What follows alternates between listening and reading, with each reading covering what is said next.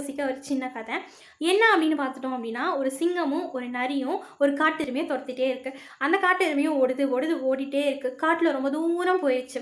"என்னடா இந்த காட்டெருமை நிக்காம ஓடிட்டே இருக்கே! எப்புட்றா இத நம்ம சாப்பிடுறது?" அப்படின்னு நரியும், அந்த சிங்கமும் பேசிட்டே தொரத்துது. அப்ப பார்த்தா, அங்க அந்த காட்டுக்குள்ள ஒரு நாய் இருந்திருக்கு. உடனே நரி சொல்லுது, "இந்த காட்டெருமை நமக்கு சரிப்பட்டு வராது. அத அப்புறமா சாப்பிட்டுக்கலாம். ஓடிட்டே இருக்கு. நம்ம முதல்ல இந்த நாய சாப்பிட்றலாமே" அப்படின்னு அந்த நரி வந்து சிங்கத்திட்ட சொல்லுச்சாம். சிங்கமும், "சரி நம்ம ஃபர்ஸ்ட் அந்த நாயவே சாப்பிட்றலாம்" அப்படின்னு.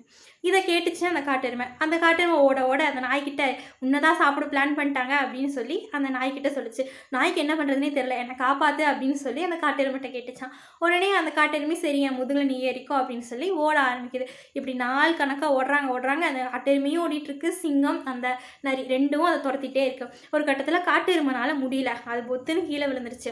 அப்புறமா அந்த நாய் என்ன பண்ணுச்சு, இறங்கி ஓட ஆரம்பிச்சு. ஏன்னா இவ்வளோ நேரம் அது ஓடல. நல்லா ஃப்ரெஷ்ஷா இருக்கு. அந்த நாய் இறங்கி வேகமா ஓட ஆரம்பிச்சுது. இப்போ அந்த சிங்கமும் அந்த நரியும் என்ன பண்ணுச்சு தெரியுமா? அந்த காட்டெருமைய விட்டுட்டு இந்த நரியும் சிங்கமும் சேர்ந்து நாய தான் தொரத்த ஆரம்பிச்சாங்க. அந்த காட்டெருமைய பார்க்கல. இதே மாதிரி தான் நம்ம லைஃப்லயும் ஒரு முக்கியமான ஒரு கோல் ஃபிக்ஸ் பண்ணி போயிட்டுருப்போம். சைட்ல நம்மளால முடியல, சோர்வாயிருச்சு அப்படின்னா, இன்னொரு கோல வந்து ஃபிக்ஸ் பண்ணிட்டு அத நோக்கி போட ஆரம்பிச்சுருவோம். ஆனா, இந்த கோலுக்கான வெற்றி அப்படிங்கிறது வந்து நம்ம பக்கத்திலேயே தான் இருக்கும். ஸோ இந்த கதையின் மூலியமா நானும் அத தெரிஞ்சுக்கிட்டேன். நீங்களும் தெரிஞ்சுக்கோங்க.